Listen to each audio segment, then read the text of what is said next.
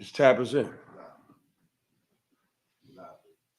You're listening to The Beat 139. Yo, what up? What up? We're back. Podcast featuring Doc, Don Vito, Got and our second Keith guest. Cash. 139. Yeah. Y'all know what it is. Yo, We got Doc, that Shake the Block, Shaq and Kobe, the podcast. Don Vito, voice for the people. You know, we got another guest pull in the building. Goes by the name of Sean Bigga. Sean Bigga, what up, bro? The man of God is in the What's building. going on, my God, brother? Man of that's God. with the Louis on, killing them. You know what I'm saying? What's up, my brother? How you doing this evening, man? God is good. I'm glad to be here. With All my the time, brothers. man. All the time. Could have said it no better, man.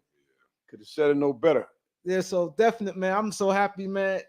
I didn't even know, bro, do the podcast type stuff because he always cool dude, man. We from the same block, good dude, and I didn't know he was like in this lane. So I see him on Math Hoffa show, but I just see him this chilling. So you know what I'm saying. So I didn't know. So I hit him up. I was like, when I saw actually with the back view stuff, you know, we could get into that later.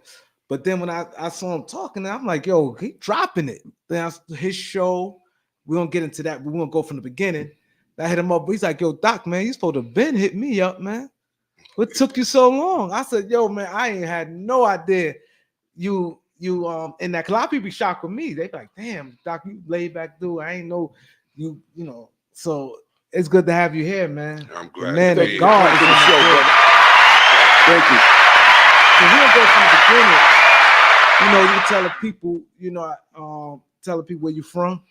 139th Street, Lenox Avenue, Dark Side. Dark side, y'all know what Harlem. it is. So how life was growing up, you know. Well, I come from a really tough place, you know.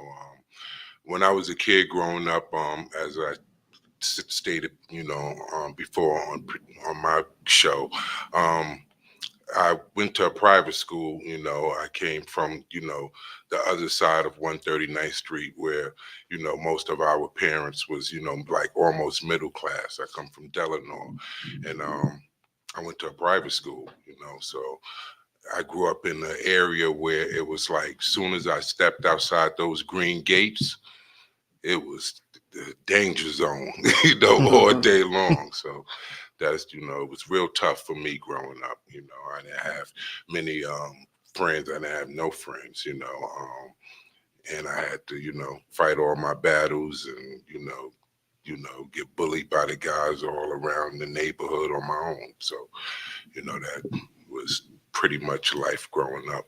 But I loved it. It was home still. So we talking about like in the 80s and stuff like that. Huh?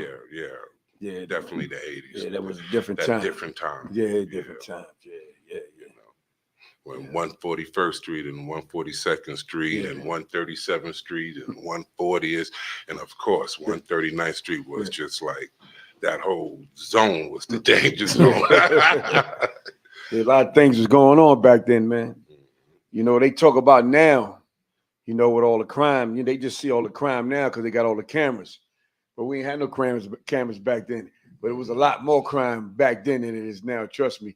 And it was crime for some real shit for dudes getting money, not for a bunch of silliness that's going on today, you know? Yeah, absolutely. So you always was smart into religion. Like, people I see, man, you have like a hell of a following, man. People really look forward to how people like excited, like, oh, you got him. I'm like, they ain't realize, you know, we from the same hood.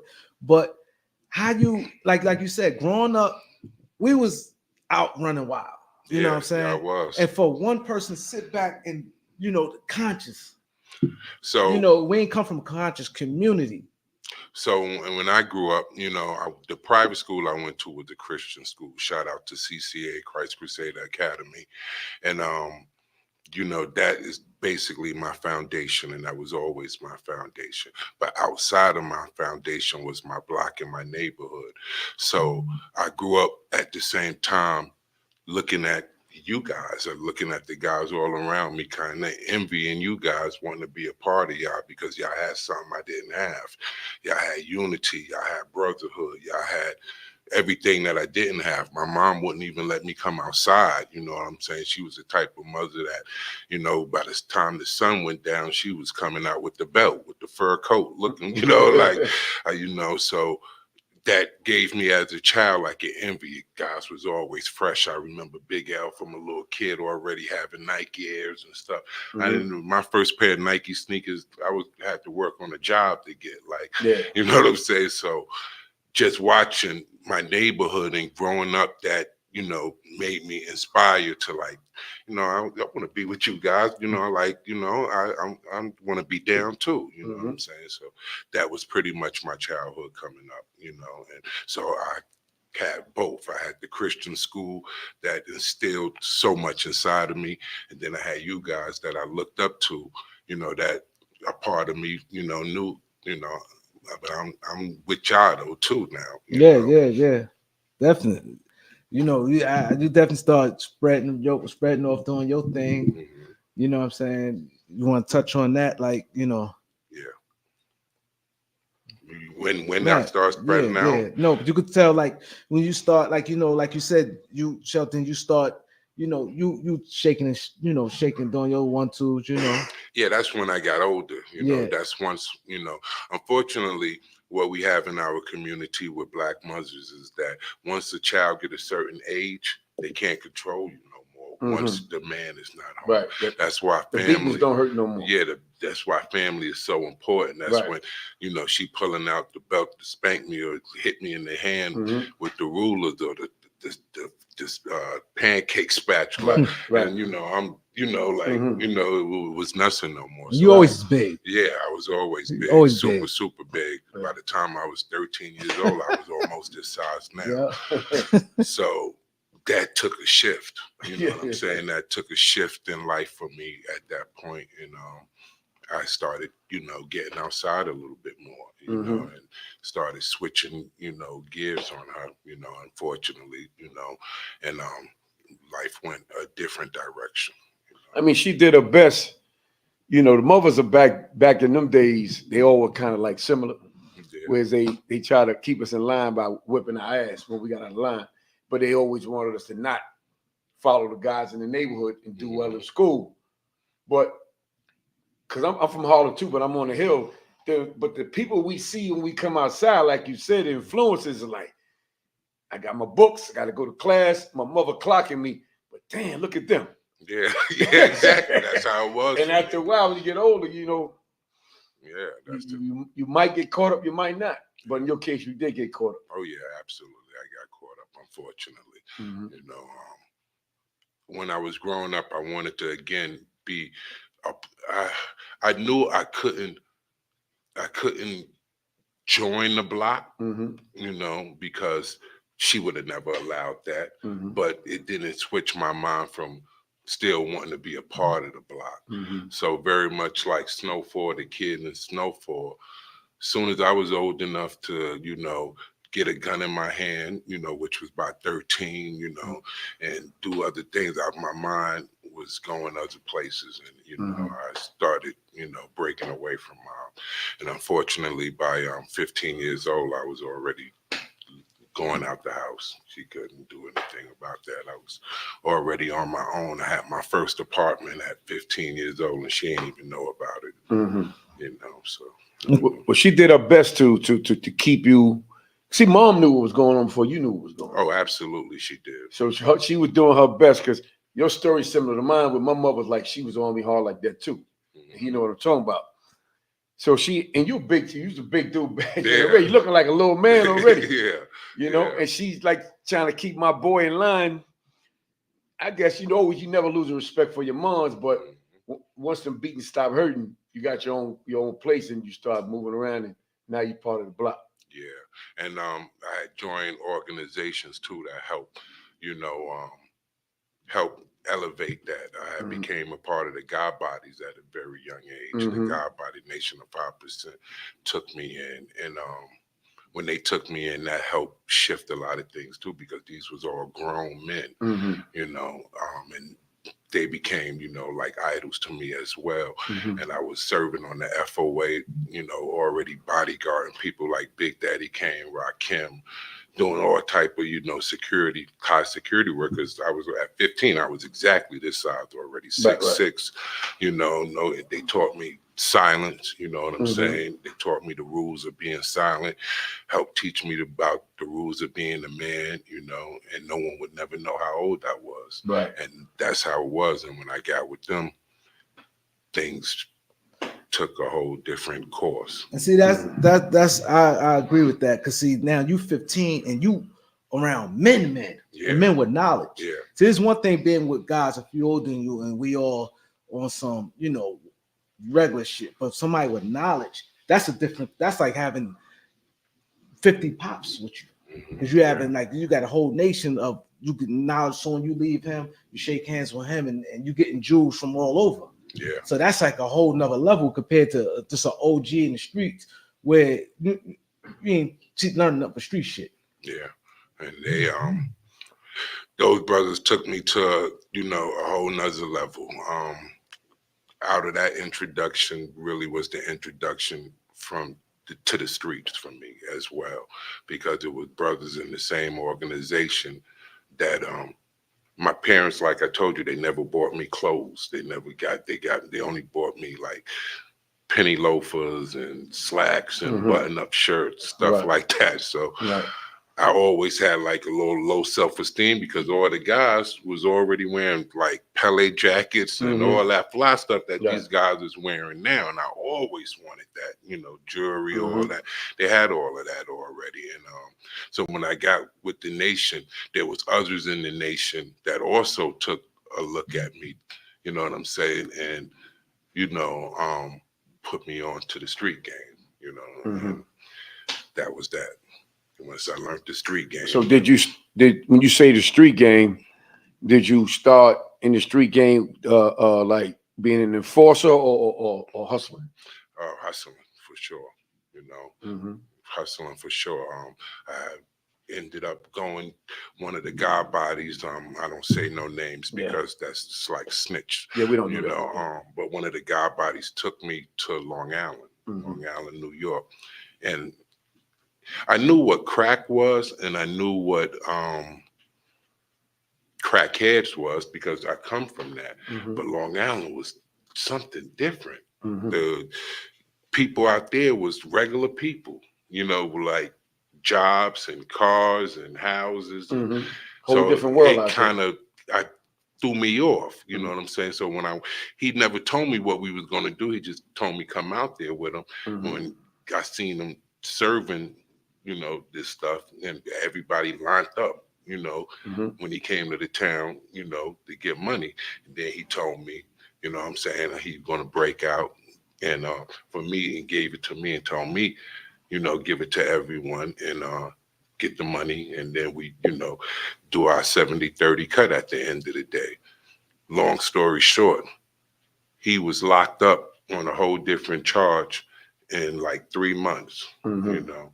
And in 3 months after that, I became something. I became a monster. Yeah, you turned up after that. Yeah. He taught you the game. Yeah, there was just 3 months. I only worked for a person in my life 3 months, and that was him. And after that, I became the boss. And you know, everything I learned from these guys, I immediately, you know what I'm saying? I immediately enforced that. You know what I'm saying? You can't be out here. You know what I'm saying? Nobody can hustle out here. You know what I'm saying? You know what I'm saying? That was what I learned. It's a takeover. Yeah, exactly. It was a takeover. And, you know, it just all went downhill from there. Wow. So that go ahead. So Long Island, right? Yeah. Like you said, so even to today, you come from Harlem to Long Island, it's like a whole other world. Yeah. Like they don't even dress the same way we dress, man. Like they're a little bit behind time to me. Yeah. You know, as far as just like down south. Just like down south, and that shit ain't but like a hour away. Like down south. Yeah, just like down south. So when you come through there with that Harlem swag, like 39th Street shit, Everybody just fell in line. And the same Then thing you're a big guys dude at the same was time. selling for $3 Right. in Harlem. Right. It was going for $20. 100%. You know what I'm saying? Going for $20. Right. You get triple the price. And what happened to me, something else happened to me there.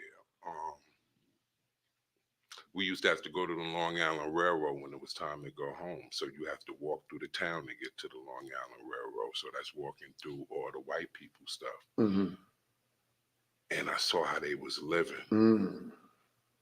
And it did something inside, like, you know what I'm saying? It made me feel like, you know, my mom is fucked up. You know what I'm saying? We living in, right.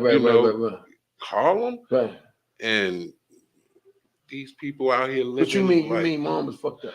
That's how I looked at it. I looked like we poor. You know what I'm saying? You know, even though I know why you're saying we wasn't, you know, but that's how I felt as a kid. Because we was poor. Yeah. But moms always made the house so clean and made sure we had everything. We thought we was good. We thought we was good. You know what I'm saying? Yeah. Come on, man. Nah, hell yeah. You grew up in the hood. We all grew up in the hood, but everything was clean. It was comfortable and all that. So you think you good, but you go over there, you see they got big houses and all that type of shit. Yeah, and they had, before I ever heard of a Bentley or anything like that, I was seeing that then. Right. They would have that in the yard. Mm-hmm. And the maids was they servants was driving the Mercedes and the BM. Right. That was nothing.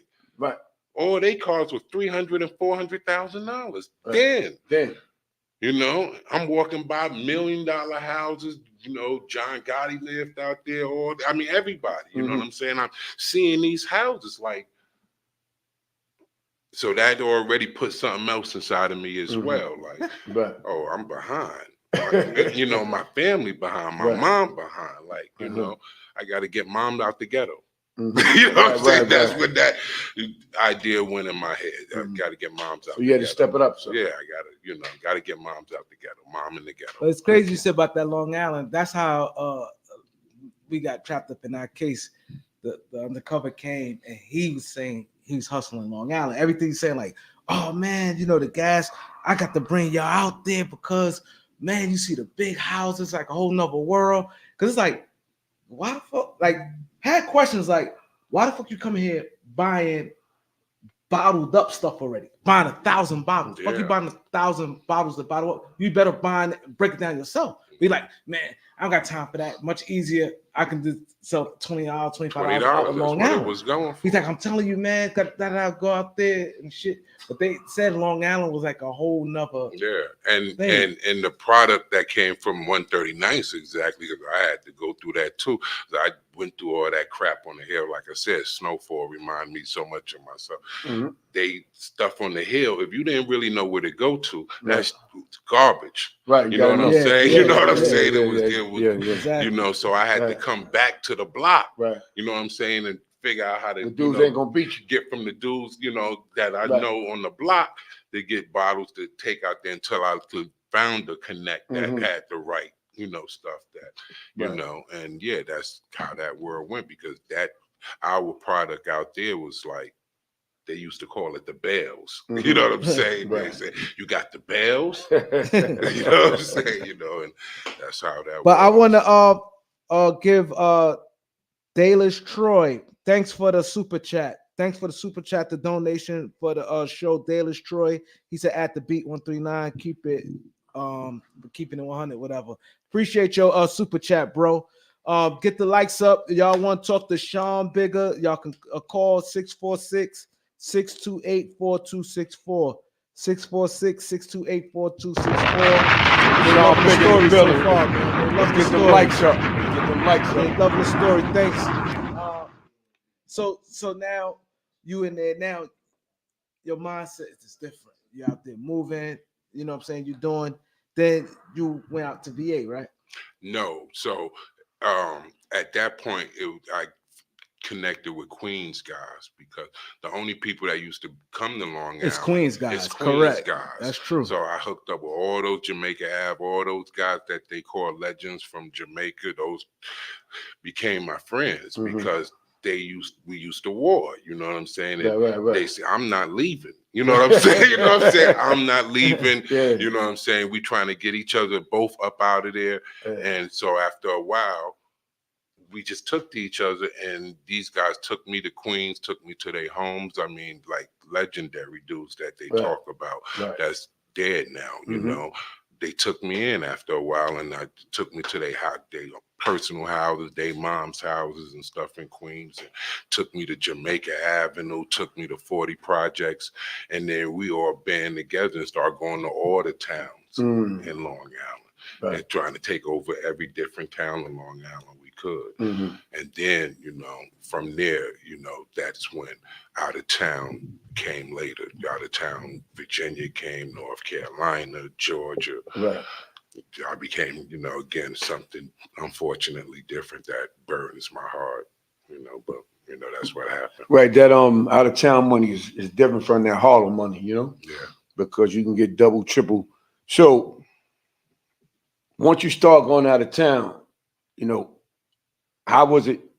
Tell the people how it is when you first get to the town. Like, you can't just go into town like that, man. You got to establish yourself some type of way. Well, I did. You know, I had a rule back then. What was always, if they let us set up one day, it's my block. You know, Take over. That's what I'm born and raised here. Right. You know what I'm saying? What are you talking about? I'm born and raised here. This is my block. Right. That's what it was. And out of town, that was the one thing they were slow on. They would let you set up. Right. Yeah. Yeah, they You would. know what I'm saying? They wouldn't, like on my block, 139, you couldn't, man, if dudes heard you was selling a bag of reefer. Right. They was coming at your head that, you know, immediately. Right. You know, it was no breathing. Right. So that was my thing. If they let us open up, you know. And I was a manipulator because I always had guys that took to me that was under me, my lieutenants that, you know, was killers. You know what I'm saying? So my whole thing would be, you know, it's better for you to fall in under us, you know, and we supply you. You know what I'm saying? Clean up this neighborhood, show you how to do it. And we supply you, take care of you. And if you're not understanding my language, you know what I'm saying? You know, this, you don't want them. Yeah, these dudes want to kill you now. Right. You know, and that's how it was. So we talking in the 80s, 90s? No, that was the early 90s. Early 90s. Early okay. 90s. Late 80s, some of the late 80s, but really early 90s. So around that time, right? A lot of dudes out of town was very envious of New York guys. Absolutely. And, you know, we had all the connects. Yeah, and all the women. And all the women, right? Yeah, so when we come down there, right? You know, we got what y'all want, right? But like you saying, I need all this, and I'm gonna look out for you, but this belong to me now. Dudes will fall in line real quick behind that too, because they want to eat. Yeah, they want to eat. They want to eat, and you coming to them. They ain't got to take a risk to come up there. You bringing it to them. The only time that it flipped sides on you, if you got locked up out there. Right. You was good, and they would have all smiling faces and fall in line and do whatever they have to do. But don't get locked up out there in their jails. Then you see the true colors. They hate you. Yeah. You know what I'm saying? They want to kill you. Yeah. You know what I'm saying? Just like in that movie Life. Come on, boy, you from Harlem? Yeah, Show them. You know what I'm saying? Yeah. That's true. Crazy. That's true. Yeah, so now you moving around, then you come. I remember, so you had the big dreads. You had the big donkey joints. Yeah, I How started. long took you growing the joints? Man, I started growing them at 20 years old, and I had them all the way to just Just recently. recent. Year. That's why I just I'm like, oh shit. So you coming down, if you going down bottom, right? Big dude already. You got the dookie dreads. These dudes, that's intimidating, man. Yeah. And then you talking that talk. Yeah. Then you come down with a full team. Yeah. And I didn't have to have a big team. Right. I was man of choice. You know what I'm saying? So I might have 3 guys with me, but those 3 or 4 guys, again, you know, they was nothing. you would want to cross in no type of way.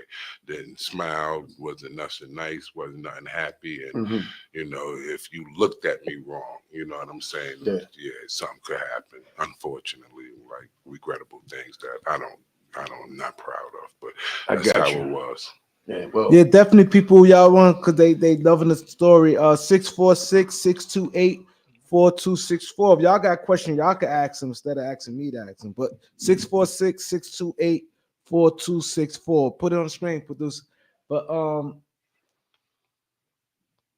yeah, he's saying you was in Fayetteville, right? Huh? You was in Fayetteville? I've been in Fayetteville. Yeah, Yeah. somebody asked me that. Yeah, I've been in Fayetteville. Yeah, so now you Virginia. Greensboro, you know, Durham, you know, a lot of those towns, you know. Yeah, Virginia. What part of VA you was at? Richmond, Norfolk, Portsmouth, Virginia Beach, you know, that Newport whole News. area. Newport, of course, Newport News. You know what I'm saying? Newport News. That's yeah, what he it's was at. bad Newport news. News. Yeah, I know the whole man, area. I that know was a everything whole- talk that about. was I'm a just whole- listening to the Yeah, story. that was a whole. Yeah, the Tidewater area. News, yeah, the whole Tidewater Yeah, area. yeah. You know, and then the country part of Virginia as well. Yeah, yeah. Because that's not the country. No, Those no, are- that's not. Those are big Fayetteville and cities, all yeah. that. It's the You know, country. you got like Zuni and Mhm. Ivar and Wakefield. Yeah. You know, that's country. You Very know what country, I'm saying? But yeah. I would be in all of those spots. What Vic? Where y'all was at with Vic? What part that was at? Norfolk. Oh, Norfolk. Yeah, Michael that's Vick? my brother. No, yeah. no, Vic. Dude. Okay. Wrote when he passed away. Yeah, that was very unfortunate. Yeah, Portsmouth was a town like Portsmouth was similar to Brooklyn. Yeah, Portsmouth is very. You're not very, going out very there hard. just you go to set up over there. You got to be. You Yeah. really got to be. They don't play Yeah. Portsmouth dudes. It's rough, man. Yeah, Portsmouth is super hard. You got to know somebody out there, man. Yeah, Portsmouth, Newport News. Newport News. Yeah, they call it bad those news. those was rough spots. Yeah, they play a little different down there. Those was rough spots. Yeah. You know. But funny thing about those spots though, too, I would get to those spots and, you know, it would be dudes like I guess Wayne Perry, that was from DC. Mm-hmm. How Alpo went out there and however he took to Alpo. Mm-hmm. I had dudes like that there. Gotcha. You know what I'm saying? Right. So I had the dudes that was there that everybody was scared of. Right.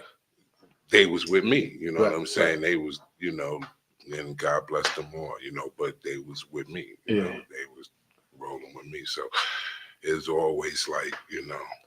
So now you hustling, doing your thing. Was you still into your religion, the God body, or you moved away from it? No, I was still well, as far as God body goes, I always God body, you know, because we are all God's body. But it was a time where I was in a situation, you know, and something was revealed to me to where what they would say is a mystery spook, you know, which is no mystery spook. God is very real, was revealed to me. You know what I'm saying? And like their jails out there is very, very different. I was in Richmond City Jail in 1993 when Richmond was the murder capital. Yes, it was. Yeah. And they jail, they had dorms, Mm-hmm. and they dorms held over 100 men. Mm-hmm. You know what I'm saying? And out of the over 100 men, they all know each other. Yeah. All grew up together. You know yeah. what I'm saying? Yeah. I'm the one that don't, you know, Mm-hmm. I ain't from the town. Right. I don't know these dudes. And all they were savages. Yeah. You know, all they did was fight and try Richmond to kill was a each rough other, town too, yeah. you know, and cut each other. They ain't up like New and- York dudes either. No, nothing like that. Yeah. These dudes was telling me they was OGs from the time of 12. And I asked them, what does that mean? Mm-hmm. Said that mean they got their first bodies. Yeah. I'm like, They get off. you know what I'm have a little saying? chair drive and all Yeah, that, exactly like that. Yeah, I caught Yeah. my first body at 11. I caught my first body at 12. Yeah. That's what, you know, I'm like, what the fuck? You know what I'm saying? They was proud of that too. Yeah, The no, age, very, serious. very proud of it. Yeah. And they all was on heroin.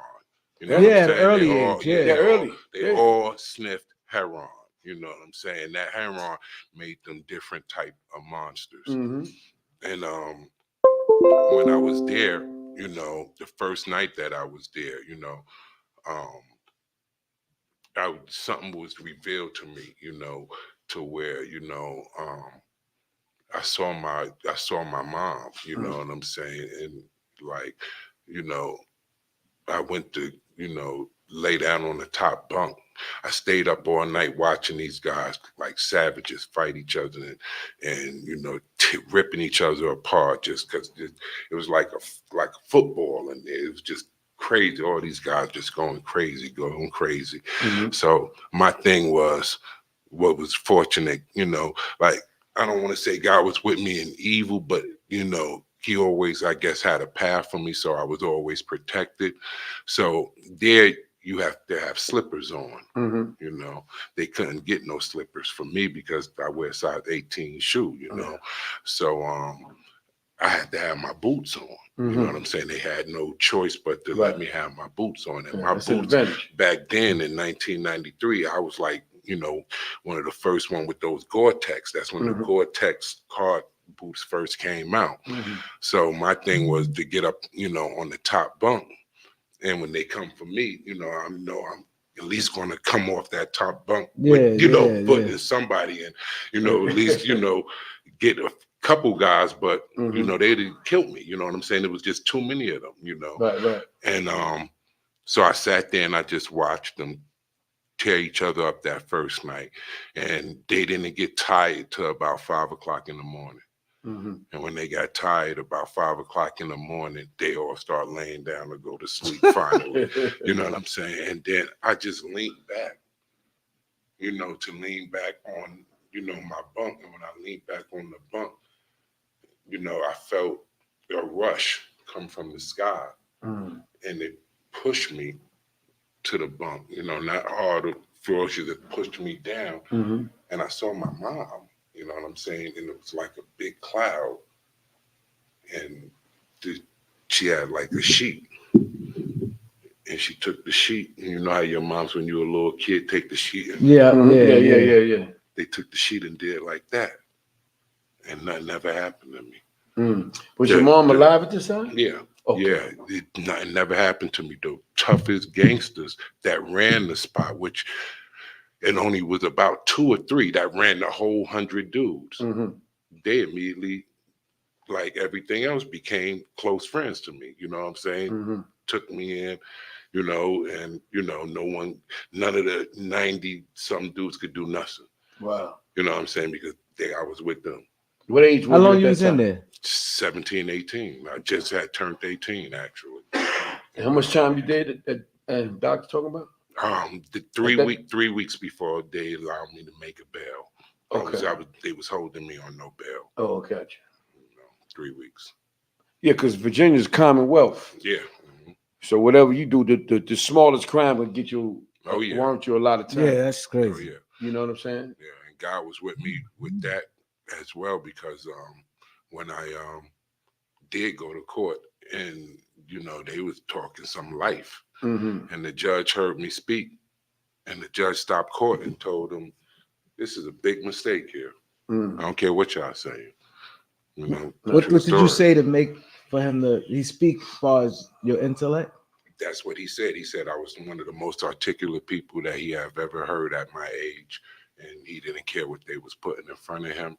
It was a mistake. You know what I'm saying? And that they better get together and figure it out, because I'm not doing no time. So you think that a lot of that had to do with the shield with the sheet that your mom probably extended over to that, like a holy blessing that came over you? It probably extended over to that. Yeah. Right. That then being articulate with the God body. Yeah. Why you have older guys and you have to read in books and study. That helped too a lot, because they didn't know what a Muslim was. They didn't know what 5% was. They didn't know none of that at all. So all I would do was study my lessons, so I wrote down, you know, when I was in it the 3 weeks, I wrote down the lessons and I would be studying stuff like that. And they would come up to me, you know, and say, like, you know, what is that? What's today's mathematics?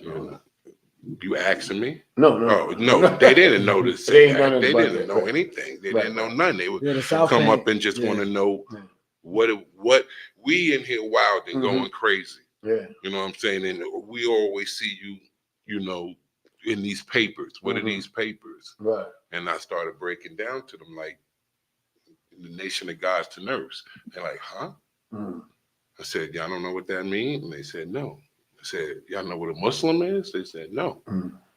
You know what I'm saying? They ain't know any of the that South stuff. not. Like I remember my cousins and them Yeah. when they came to New York and they see the guys on 125th. Like, what the fuck is they doing? And they ain't understand. But the Israelites and all that. Yeah, they understand because at the Israelite Muslim, like New York, 5% is more like was more of a Brooklyn thing. They was like heavy In like, the Bronx. In the Bronx. I know Yeah. Brooklyn was heavy. Now Brooklyn heavy, but Bronx as well. Bronx as well. Harlem wasn't really too much. Harlem was, but not as big as them. But were you part of the 5% Nation over there on 7th Avenue? That's who brought me in. Right on the corner. Yeah. That building been there forever. That building been there forever. That's how I got bought in. Right. Going there, hanging in St. Nick Projects with my cousins.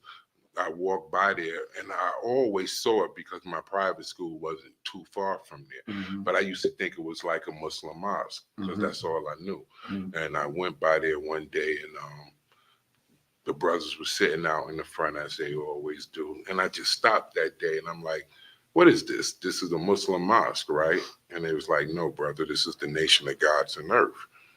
I said, what's that? You know, I said, he's like, the black man is God.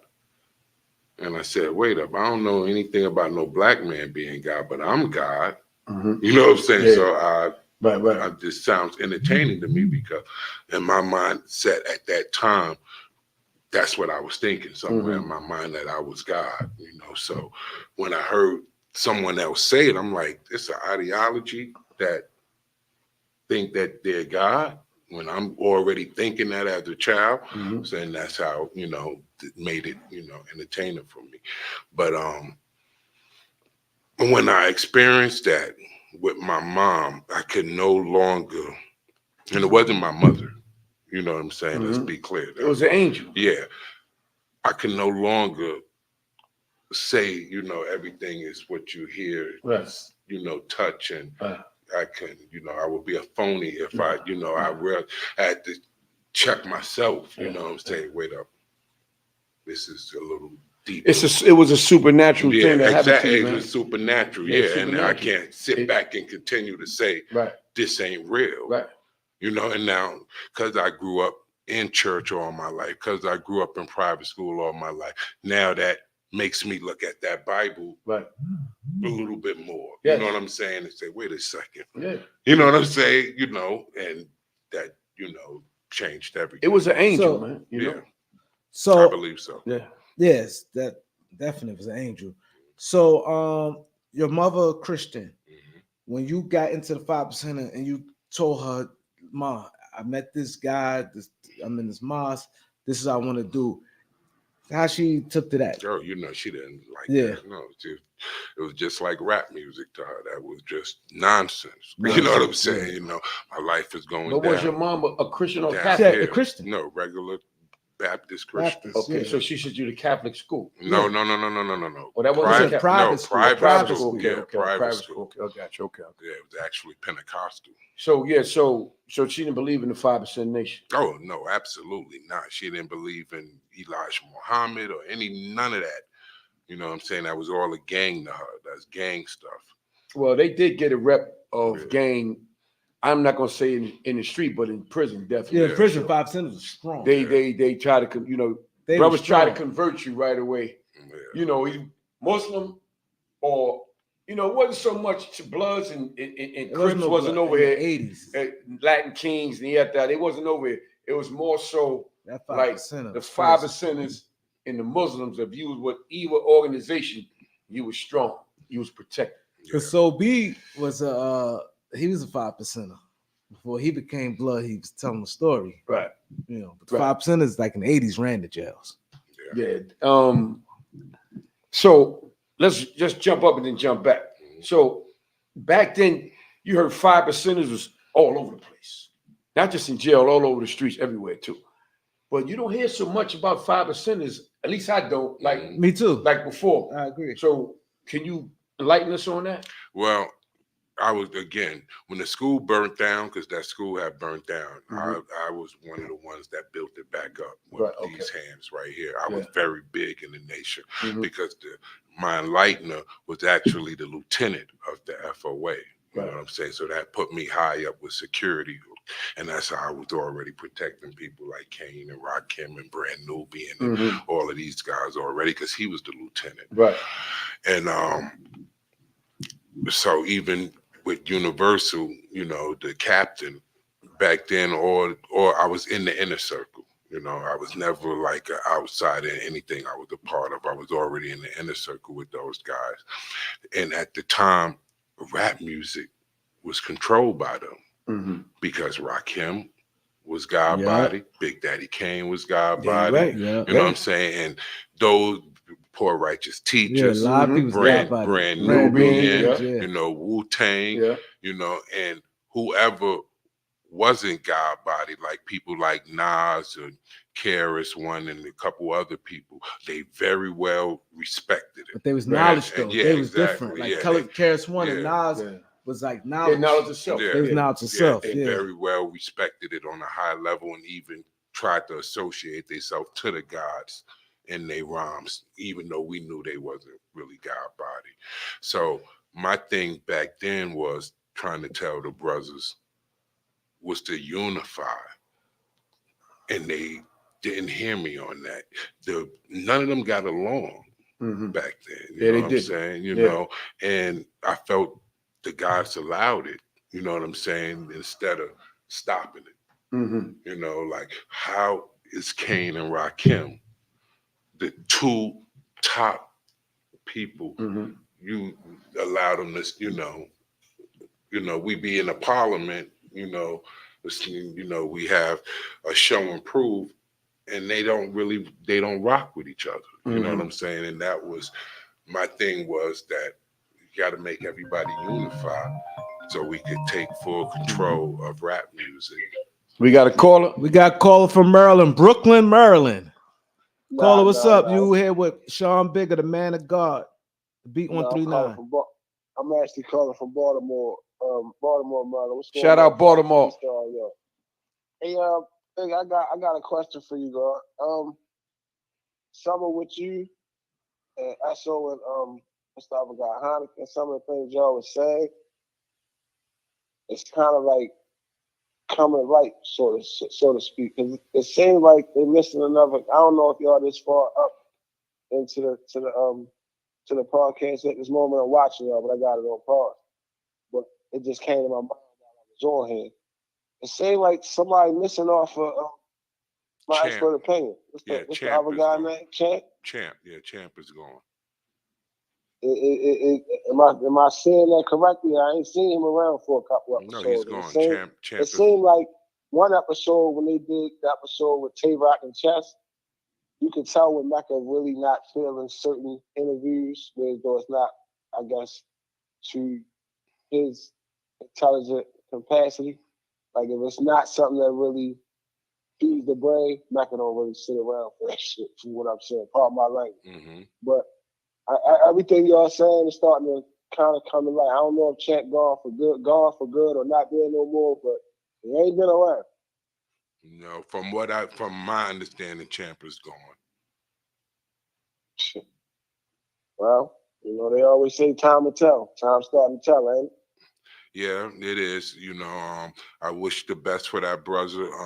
Sometimes we make, you know, bad decisions. It's like NWA was a powerful group, but maybe Eazy-E did not see what was in front of him and did not move the pieces in the way they should have been moved. And NWA broke up to what it is now. Hopefully a conversation can be had and y'all brothers can work that out, because y'all dynamics, all of y'all in the same room, it was like a chessboard and all y'all played y'all part the way y'all was supposed to. Yeah, I definitely agree with that. But when you're walking forward and you look backwards, you're gonna bump into something. So that's where we kind of all at right now. We all walking forward and we looking forward. We're not looking backwards. Indeed. Keep telling your story, Kane. I'm gonna continue watching y'all the broadcast. 139. I always tune in to you guys. Keep doing what y'all doing. Get the numbers up. I'm gonna stay liking and stay watching. And tune into Thanks, the bigger bro. picture Appreciate too. you. Thank you calling and calling. Oh, Thank you. Appreciate it. I definitely always tune into yours too, King. I definitely do. You and your beautiful wife, y'all always got some education to talk about. Yes, thank you, brother. Appreciate it. Thanks a lot, man. Definitely, man. Education, man. That's big. We here at the Beat 139. That's why I was telling you. I said, yo, we big, like on like stories and different things, and like education also. Like, good question would be to ask you about, the God bodies, like where's it at, and then the history of it, because we have younger viewers on here that probably have no idea what we talk about. So that's why a lot of times we elaborate on certain things. But to finish that question, so when they lost control of hip hop, that that's where we at now. That's when it faded. Yeah, that's when it's now the nation is still strong, but not what it was in the 90s and the 80s. Right. Because you got these kids on demon time, as they Yeah, say. yeah. That would have not been accepted. But that's because of hip hop. Because of hip hop. You get it? Influence, Yeah, they exactly. influence everything, don't they? Hip hop takes the everything. Right. And they lost hip hop. Because I promise you, like growing up, as a kid from Harlem, been in prison as well, the God Body Brothers always trying to come at you. Whether you wanted to be with them or not, they still was always trying to give you that knowledge, knowledge of self. And I grew up Christian. I'm a Christian. I grew up Baptist, did Sundays, whatever. But I grew up Christian, Baptist. And they should come at me and I told them what I believed in. But I respected them. I respected the Muslims and I respected FOI because these are all black organizations, but they always had some good information, some good lessons. So being I was just, because I was Baptist, I still, the thing they were telling me, I could feel it like, you know what I'm saying? It was real good stuff. Yeah, they tell some good stuff. That bring you up right. You understand? To give you knowledge of self as a black man who loves God. You understand? Because we always get a lot of white teachers, which, God created us all equal, but still, it was more targeted that way. So to hear that coming from a black perspective was inspiring, People would disagree with this. They will argue me with this, but this is my perspective on it. So we know that the Nation of Islam is not Muslim like they have Sunni Muslim. We already understand that. Correct. What Elijah Muhammad started wasn't that. Right. So that makes you have to look at it from a different perspective. So it wasn't a religion thing that he started. That was like more of a empowerment movement, more of a social movement. Now we have to look at who he was, a Baptist minister. Right. You know what I'm saying? Yeah. So all of a sudden, he forgot who Jesus was. Yeah, right. And to be honest with you, throughout history, Right. we all come from Baptist backgrounds. Yes. You understand? Of course. That's coming from it's your our mama on up. history. Exactly. It's our history. It's Yes, our it is. bloodline. Yes, it is. It's our bloodline. That's right. I just think that at a certain time that people have thought that,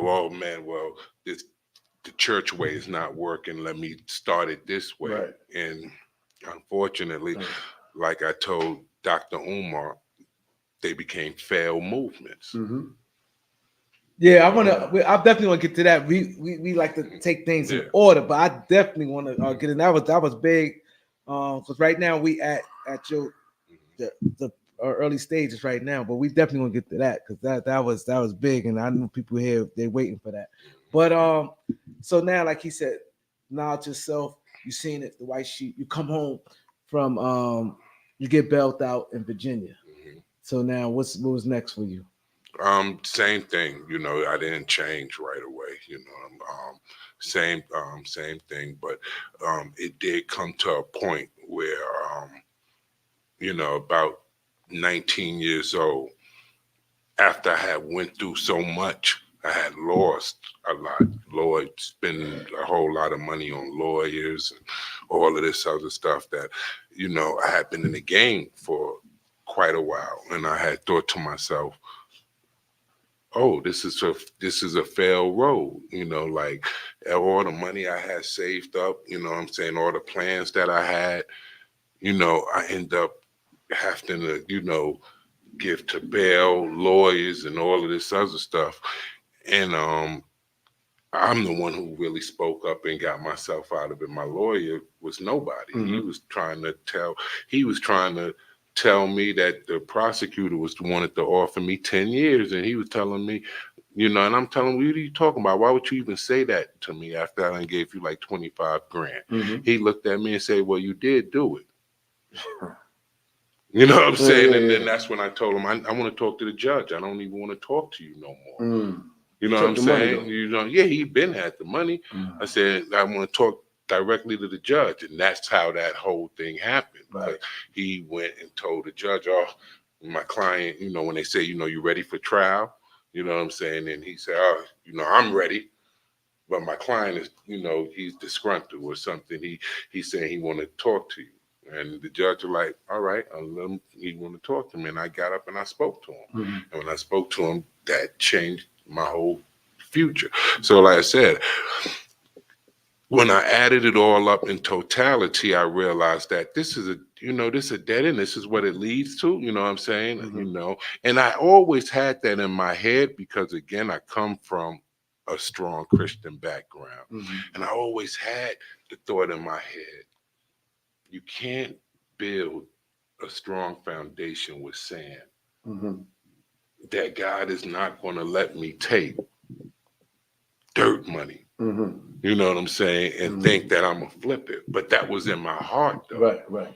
You know what I'm saying? I wasn't never hustling to just, do some crazy stuff. I used to have the Jay-Z plan. You know what I'm saying? Mhm. I'm going to open me up a record company. Because I used to rap, you know what I'm saying? I said, I'm gonna open up a record company. Mhm. I'm gonna get a few buildings, establishment, a couple stores, put brothers on high, brother. I'm gonna take this money and do the right thing with it. Mhm. But then I used to have that in my head that that's not gonna work. But I'm still young and I'm still like, but why can't it work? You know what I'm saying? Right. The flesh wrestling with the spirit. Mhm. So about time I was 19 years old, I it was like, yeah, I didn't know that was, I'm like, I see this as like maybe a dead end, and I went and I had already lost couple friends, through everything.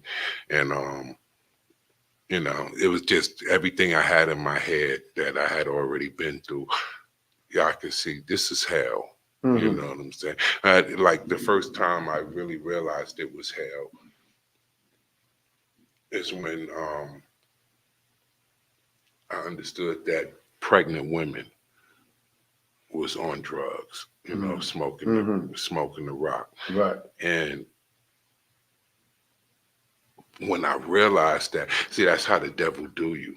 You know what I'm saying? He makes you these promises, but he don't tell you the flip side of it.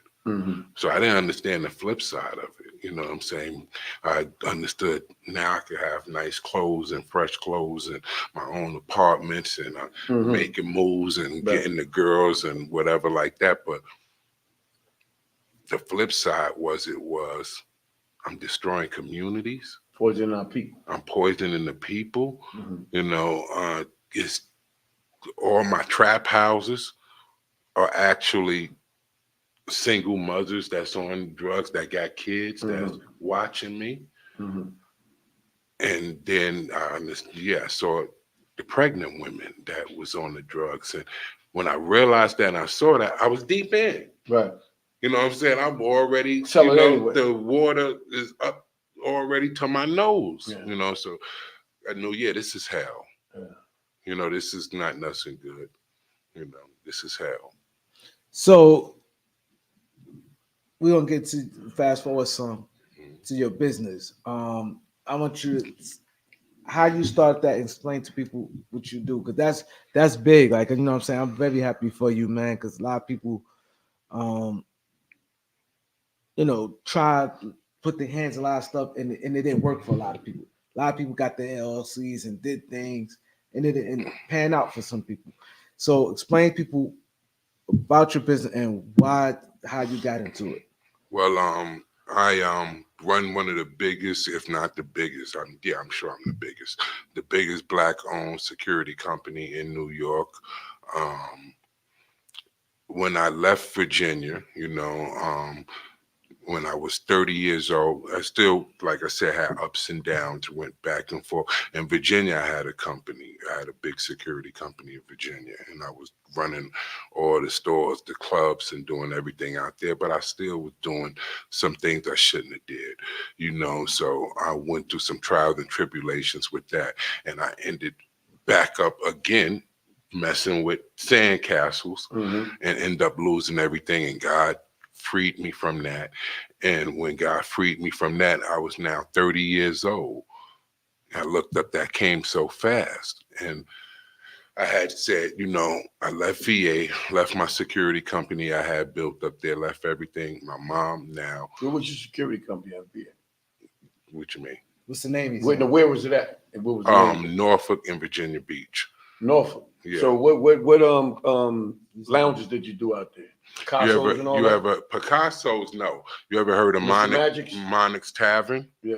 That was mine. Monix Tavern. I completely ran that, and I ran all the Jamaican, West Indian ones. Okay. Or like every, I can't even think of the name of all of them, but it was a West Indian mob in Virginia. Those that know that they are out there heavy, right. and I was very connected to them. You know what I'm saying? But they was like the mafia, right. and they would take over clubs to run their clubs to, I guess, funnel their money or whatever they was doing, and I was their security. I would secure all the reggae clubs and everything like that out there. And then I had the McDonald's, and I had the One Stops, and I had like all the stores out there. I was doing very good out there, but like I said, I was still doing things I shouldn't have. What gave you the idea to open up a security business? I was always doing it from the God bodies. I was always, it's just what God put before me. You know what I'm saying? I was being trained on no security from a kid. So I just always was, that was the next go-to. Plus you got the size, you got the talk, you got the image, all that plays. You have much more than that though. You have to have the brain. Yeah. The brain is the most important thing. That's right. So unfortunately, the same way I knew how to go to a town and take over a town and take over an area, same thing with the security. Gotcha. You know what I'm saying? If I get a one stop, the one stop filled with drug dealers, and they terrorize in the one stop. I know how to, go there. Yeah. Hey, fellas, the day is up. You know what I'm saying? This is my store now. Right. You know how you got your hustle on your block? Right. Well, this is now my hustle. Right. And now this is my block. You know what I'm saying? And I know how to, and so I took over a lot of stuff like that. And so again, when, I came back to New York, my mom was ill at the time, and I came back to, look after her, and I'm 30 years old at the time. So when I came back, I immediately, start looking to do clubs, and when I started looking to do clubs, was the people know all the clubs are ran by police, you know what I'm saying, whether they realize it or not, the head security companies are police. And I was something they never saw, you know what I'm saying? Something, a dude with integrity, a dude with honor, a dude with everything like that. So immediately I became head with that, running all the strip clubs in New York, doing all of that stuff. And then I had a friend that I went to my private school with, and he was police too. And he seen me one day, and he told me, that he had a company with some other police that they was running the McDonald's You know, no, they was actually running the Wayne Reeds and the pharmacies, but they wanted to start doing the McDonald's. And the first McDonald's that they got was 125th Street and Lexington Avenue. And the first day they got it, I opened the contract because they asked me to come down to the meeting that they was having with the people. And when I came to the meeting, as soon as I walked in the door, they just looked at me and signed the contract. It was like, this the dude? And you know what I'm saying? And they signed the contract. And I'm fresh back in New York. And the next, you know, so I'm like, all right, you know, it was like evening time and it wasn't that chaotic. You had the project guys coming through or whatever. But that morning, 5 o'clock in the morning, all the damn, you know, Dope fiends. yeah, dope fiends and gang Early. members and everybody came. Man, that place was like a major multi-business. And again, I am who I am. So I'm like, we both can't be in here. You know what I'm saying? This ain't how this gonna work. Right. You know what I'm saying? We both can't stay. Yeah. You know what I'm saying? And I became kind of famous for that. You know what I'm saying? Unfortunately, you know, I was throwing people through windows, cleaning out the store, running in there, standing up on chairs, dictating, coming in with cowboy hat and a straw, like, you know, like, yo, y'all New sheriff in town. yeah, exactly. I gotta Get the lights up, here. y'all. Yeah. Come on, man. We need 100 lights. If y'all ain't gonna kill me, you know what I'm saying? Y'all got to get up out of here. And if you try to kill me, it might not work out for you. You know what I'm saying? You know, so I got so. They say this nigga crazy. Yeah, that's what the word was, because I also kept the Bible in my hand. You know what I'm saying? You know, so I would be like that, and I clear everything out, and then go into reading the Bible, and the whole thing was, don't break my peace. You know what I'm saying? You know, like, you know, that was my thing. You know, studying my scripture. Don't make me look up and pull on my shades. You know what I'm saying? Then you got a problem. And I became so popular, all the owners of McDonald's started coming to the company like, oh man, you know what I'm saying? You can have this contract, you can have this contract, and all the tough areas from Queens to Brooklyn to the Bronx. And it was me. I would go right in there, and because at that time I realized what happened. I hadn't been in New York in so long. So they had got, at a point in the 90s, they cleared the blocks. So when they cleared the blocks, guys went into the McDonald's and set up shop, because that is the easiest place for you to run your little business. Shade, put some shade on you too. Exactly, yeah, and to put shade on you. So now all the McDonald's had a major drug infestation problem. You know, so I went from borough to borough, cleaning those places up, running those drug dealers out of there, getting them up out of there. And I pretty much gave up my 30s. You know what I'm saying? I was only 30 years old, you know, and my dedication, my honor, my integrity, because I could have easily flipped and put the dope in there myself. I could have cleaned those guys out and put the dope right in there myself, put killers in there myself, and took over the operations. And not like it wasn't in my head, but there's a lot of money on exactly. 125th and Lexington. No, exactly. It was, I stopped $1 million operation. It wasn't like it wasn't in my head, but God was in my head. And again, I'm like, I can't go backwards. And now my mom is sick. And I can't do this no more. And I got, you know, and I can't, and I think about, again, all my friends that have followed me, or the people that have came under me, that believed in me and that follow me, because I have a natural gift that people follow me. I'm like, I can't do that no more. I can't lead my people wrong no more. You know what I'm saying? I'm ashamed of the life that I lived. I'm ashamed of the things that I've done. I'm the reason my mom was sick. You know what I'm saying? I'm the reason that she was having heart problems, because she didn't raise me like that. You know, doc, no, you know what I'm saying? That wasn't supposed to be my life, you know.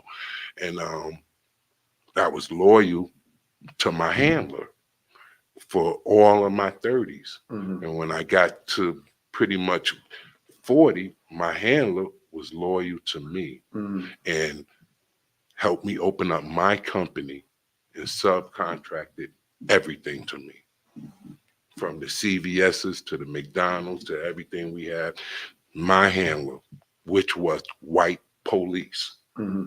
That same police that was running down on the blocks in the 90s, kicking our ass, locking us up, turned around and was loyal to me, which is he's like my best friend. Like, I can't even explain to you what he is to me, but turned around and was loyal to me. Helped me open up my company, helped me get my gun permit, helped me do everything, and subcontracted all of his business to me because I was loyal to him all my 30s. I made him a multimillionaire. You know what I'm saying? He ended up taking over all the McDonald's off of my strengths. He ended up, you know, all the CVS's, all the Dwayne Reeds, all the stuff. You know, I was so much a beast in all of those places. He turned around and was loyal back to me. So wow, It's a hell of a story, man. Yeah, and you got a lot of people working under you right now. I have over 100 employees. Wow. So that I just took over the Dunbar Village too.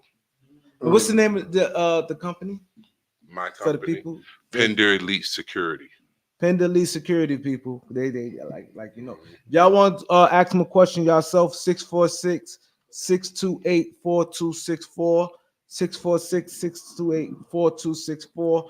So now you doing the security thing. Like I said, I had no idea that you talk. So I used to see you on the Mad Papa show, just chilling.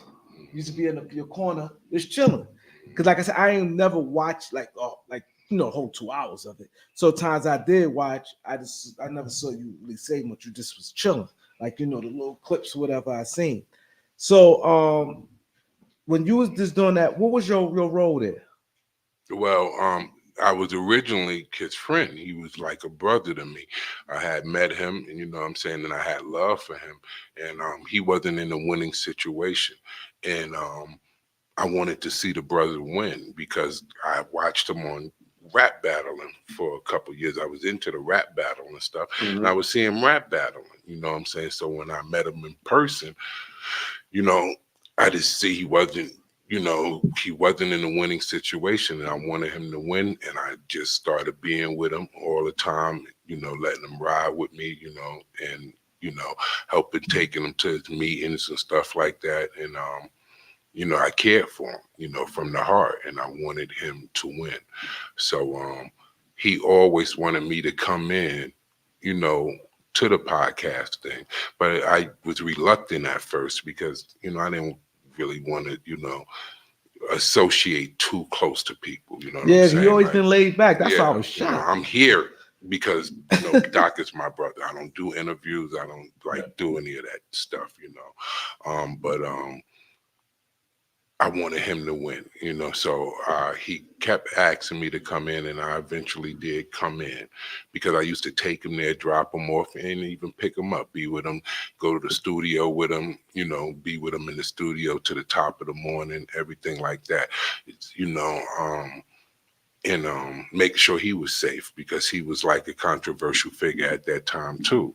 You know, no money, no anything like that. It was the love just from my heart, just giving back, you know, because I was winning, you know what I'm saying? And I just wanted to help him.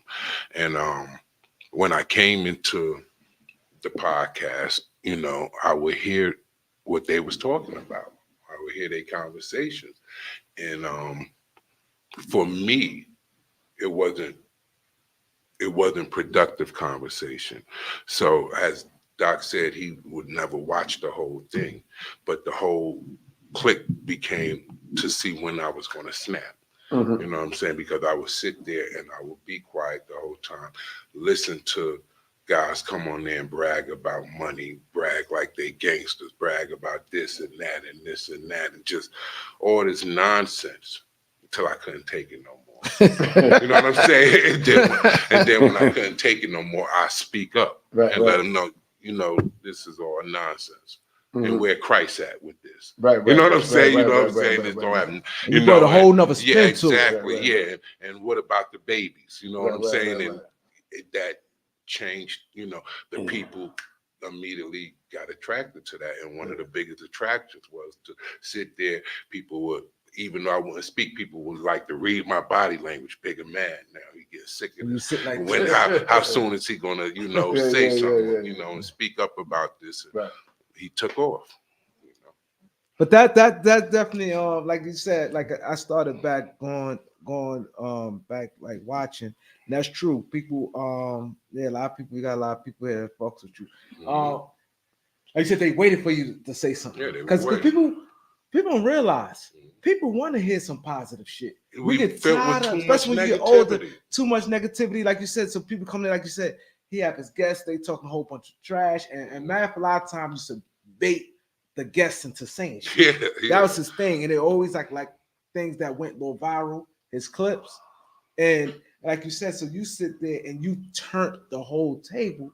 So now you got a whole set of people like, we want to hear some positive shit. Like, what about the babies? Yeah, Like, exactly. What about the children? You know what I'm saying?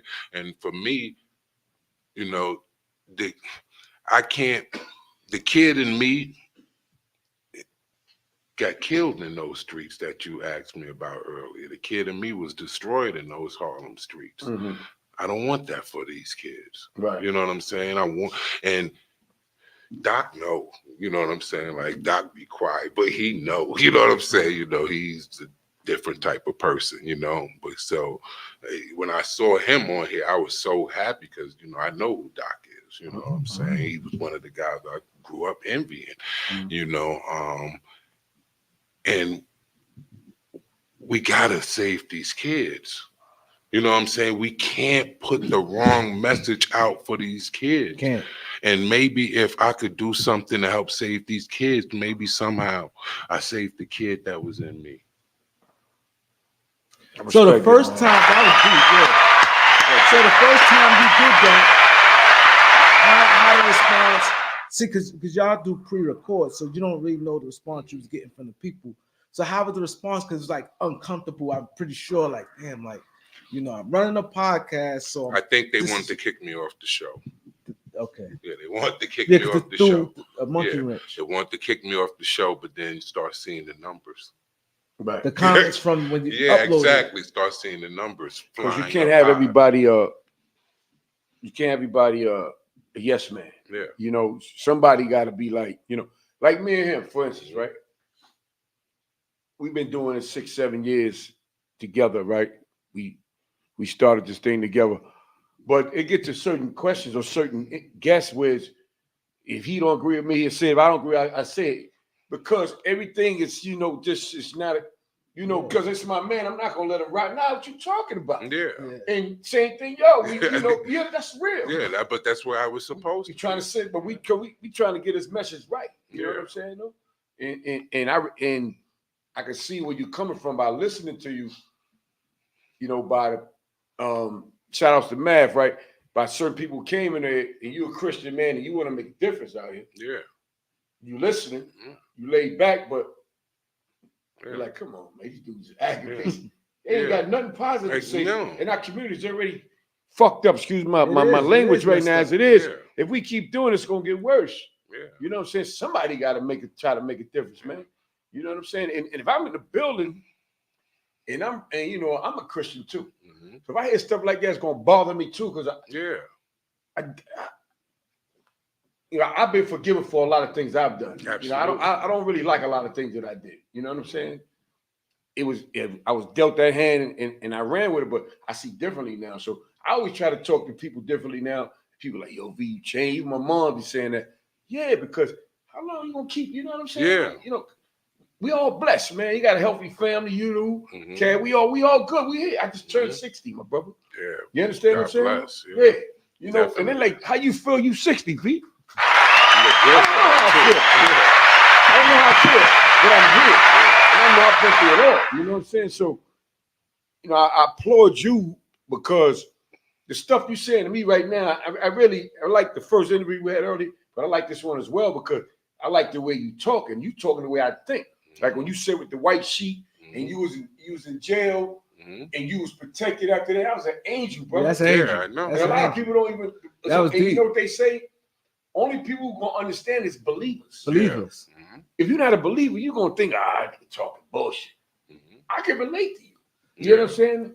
And I like this type of energy. And right then here, you know how man. the energy what I'm is saying? good. Could think like this. Mind you, they set up different from ours. So they set up where Yeah, I know it's how they gonna- get. and then a guest. Now mine, they was having like popular guests, and he went against the grain. Like normally, the top like he ones. said, I ain't give a fuck about who you supposed to be. I'm tired of the nonsense. Yeah. And I said something. So that's what made it. It's different. You disagreeing with a regular Joe Smo, but you disagreeing with a Smith and Wesson or 50 Crew, G Unit. G Unit, Yeah. All Tony of them. Yayo and Wyclef John, John, yeah. everybody, Yeah, he's going everybody that came in there that said something, like my whole thing too is a lot of them were coming there with the money stuff. You know what I'm saying? And promoting the money. That sounds good, and I hear you and all of that, but money is not going to bring us salvation. Right. Stop teaching the people that. I don't care how much money you have. When you die, you cannot take that money with Not you. at all. Your ass is going to a dark place, That's right. or you need to go into the light. That's right. And that is what we should be focusing on. Stop telling these people that money do this not go about with this you money stuff. at all. You know what I'm saying? I would see these guys come in and brag about this money. Or they'll all come in there and act unnecessarily tough, and you ain't tough. You know what I'm saying? Know what I'm saying? Like, what is this tough stuff? Right. Like I had, with shout out to my brother Styles P. Like I told Styles P, he was like, he said to me one day in the interview, like, "Oh, brother, I know you. You want to rip people's heads off. You want to do this. You want to do that." And I said, "No." But then I said, "Yeah." He was like, "Yeah, I know you." I was like, "The man in me." But there's another me, a spirit me, that I don't want that. I don't wrestle against flesh. I got real enemies. We have real enemies. And death is all our enemy. 100%. They have all our enemies. Right. That's true. So I cannot say that you my enemy or no other human is my enemy. I have a real enemy, death and Satan. That's right. And me and that brother hugged, and he was like, "Me too, brother." You know what I'm saying? And we immediately bonded. That was what the world was, seeing moments like that, because he was uneasy, probably looking at me differently until that moment came, and he realized that, I'm bugging. You know what I'm saying? This is a different type of brother. Right. And the thing was, it wasn't scripted with you. It wasn't like it was real. It wasn't like you sat back like, I can't wait to get my moment. Because like I said, if ain't nobody talk that shit, you'll just chill. Yeah, I wouldn't say anything.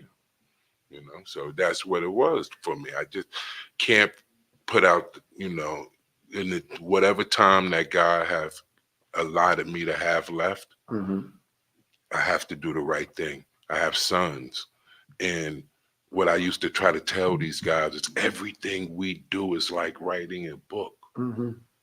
You know what I'm saying? How can you ever get in front of these cameras or get on this microphone and talk nonsense? Yeah. The whole And your kids is going to one day want to know who you was and try to understand who you are. And you put out all of this bull crap. Yeah. But you right, because that's what happened, right? Like one thing about us, right? We have like the street stories too. And a lot of times people like, yo, man, we gotta need to do this. But we jump off different lanes. It's like when me and you talked, I was like, yo, nah, bro, we have Muslim, we have FOI here, we have Christian people, we have pastors on here. We switch it up, even though we know it's not popular to people watching. We know, okay, we have the drug dealer, the known drug dealer, we know our number's gonna go boom. Or we have a celebrity, because we have celebrities too, it's gonna go boom. But we know, okay, it may be somebody ain't gonna do that. But we not stopping that to be like, nah, we ain't trying to have that on the show. No, we want that. Like we don't have pastors, they prayed over us and things like that. Different people. We know, okay, this interview might not register like another interview might, but we didn't stop it. Let it stop us like, oh no, we don't want these people on the show. We for everybody, kids and everybody. Yeah, so they'll jump on that, right? When we started the show in the beginning, you know, our motto is people striving for success, right? So it could be anybody striving for success. You see where I'm coming from? Like Doc said, when you tell the street tales and all the, you know, gangster, all that shit, you know, people want to see that the numbers is high. But we don't care about putting that. We want to put out things that's going people can learn from, that's community based, that's godly based, that's educational, you know, that. So what if we don't get the numbers? But it's all about the good content, though. See, it ain't see, numbers to me is like the guys are talking about money. Yep, same, yep. What you talking about God and doing the right thing is quality content. Quality. And that's more valuable than you getting them fucking numbers, Absolutely. man. I don't care about getting a lot of numbers all the time. I want to give some people from the community that opened up a beauty salon or somebody who just fed 15,000 people for Thanksgiving sometimes too. Because we bigger than just the narrative of everybody chasing the same thing, Everybody putting chasing up who numbers. got the gangster. Nah. If you look at if you go back to the 500 something plus interviews that we did, you see how we mix it up. We mix it up. You know what I'm saying? Like he said, we could easily have a bunch of gangster niggas come through telling fake stories or real stories, and we're gonna get the numbers, but we ain't doing chase that. We don't chase that, brother. You know, and that's why a lot of things you're saying is enlightening to me, because he just said, yeah, this is it's hitting home with us, man. This what the B139 is all about. I know, this is my block. You know what I'm saying? It's about giving back. Yes. To the community, man. Like, you know? I second guessed is, the lady. I'm sorry, I forgot her name. Her story was crazy. The second guest at the Leland, what's her name, Cash? Yeah, the lady, her this kids, lady. She strived and she became she had a 5 millionaire. husbands. They husbands. all beat her They all all the beat time. her, And then destroyed. this She's one person homeless. came into her life homeless and looked out for a white man. A white man, same thing like you. And she's a millionaire. She's a millionaire. Wow. She got all kind of companies. She got same thing. Y'all. So she got contracts. She got contracts for daycares and shit. The Zach, y'all similar. You wasn't homeless, but her shit. She was homeless. 5 husbands. Boom, boom, boom, boom. Couldn't get it. And she admitted her story was crazy, but the numbers wasn't high. But see, that's like Vito said. Ain't about chasing numbers. Sometimes stories, because when these camera stuff goes off, we sit there, we like, yo, that was good. We feel that's all I wanted. Like to how have he a just good said to interview, you, like you said, like when he just said to you, he said, yo, I ain't gonna lie, man, you touch me right now. That's, to me, it's better than numbers, because the numbers gonna be, all right, we got 30,000 views. Yeah, but you know, but so what? We got 30,000 views, but they put out all the negative message. You know what I'm saying? If we get 10,000, 5,000, something that's putting out a positive message, I like quality stuff, man. Yeah. You know, I like with Bigga. That was a good interview. That was a great interview. You know, he told his story. Like, you know, a lot of stuff he was telling me, I didn't know he did all that. Who he produced for and all that. You know Bigga, right? No, not too familiar. But he's one of the founders of Dipset. You know what I'm saying? Like Esplanade. And he did a lot of other bigger things. Yeah. You coming through, and the way you talking, how you was going out of town, taking over blocks. People who looking at the interview, they probably think you was gonna keep going in that route. Then you come on the godly aspect. You know, Christian. You going up, you in McDonald's, you know, the new sheriff in town stand up on tables with the Bible in your hand. You stopped me from reading my book. This is a whole nother world of a conversation, man. You know, I'm thinking of, you know, seeing how we can get you the movie or something, man. It used to go out funny. The rumor went out like it that, you know, because like if I don't want to hurt nobody, you know what I'm saying? But if that ever came and I had to hurt somebody, I would pray for them. You know what I'm saying? No, for real. So if I had to lay you out or something like that, I would pray for you. You know, and I would, actually, pray for you. Like, why did this have to happen? This is not what I wanted. Right. And that, started circulating real big too. But it was something you just said too. about the success. Mhm. I started the show for success, and I love that. And for me, there is no success without Christ. Not at all. You know what I'm saying? Not at all. That's what it is. No success without Christ, man. That's what it is. Not at all, man. Not at all. A lot of And- people always say, "No, go ahead, finish it." I'm gonna say what I'm saying. And about the views. Mhm. So on my channel, I do pulpit. That's the lowest views. Mhm. And, I was laying with my wife and I said, here it is, I'm doing 50,000, 60,000 views off this, that, and the other. And then I look at the pulpit and I'm only doing 1,000, 1,500 averaging. So I was like, damn, but then God said to me, what if you had a church? You think you're going to get 1,000, 1,500 people in that church? If you got 1,000 or 1,500 listening to That's the great. word of God, Right. you are doing You doing good. That's right. Yeah. And that Clap it up. That's right. different perspective. But I'm glad you said that, because like you said, you go to church. Some churches ain't don't hardly no numbers, Yeah. but big churches may have 400, 500. Yeah, That's a lot. that's what God said to That's him. a 500 few people, hundred and the people. church is great. Yeah. Like you said, if you get 1,500, you comparing it to the other stuff, but Yeah. in reality, your message still getting. Yes, and that's what God said to me. Like, no, 1,500 is a lot. Mhm. One is a lot. Yes. One is a lot. Just to Yes. get someone to hear you talk, Yeah. it's a You lot. save one person. You understand what I'm saying, though? So, like you saying, right? You can't fit 1,500 in no church, man. So that's the pulpit. that's a powerful. And you thing, dropping bro. jewels on the pulpit. Yeah. It's a Yeah, powerful that's thing, and you spreading the word. Yeah. And that's to be honest, that's the main thing the Lord wants, the spreading of the message. Because the message ain't spreading to the next man, don't mean anything. You got to spread the word, because Spreading that word. the word is you're not supposed to keep it to yourself. You're supposed to talk about. When I was younger, I used to be shy when it came to spreading the word.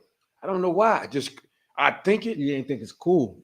Yeah, like all that combined. Because I got this image.